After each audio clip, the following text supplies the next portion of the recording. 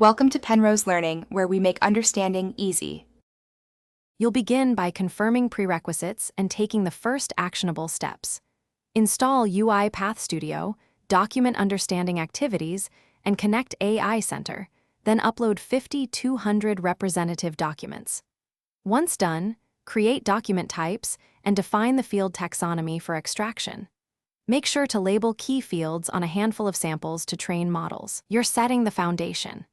Accurate labels and clear field definitions reduce later errors and speed model convergence in the next stage. Now you'll assemble extractors and train the model. Choose ML extractor for variable layouts, reject /form extractor for structured fields, and combine them in a pipeline. Upload labeled data to AI Center, start training, and validate using a 20% holdout set. Examine precision and recall.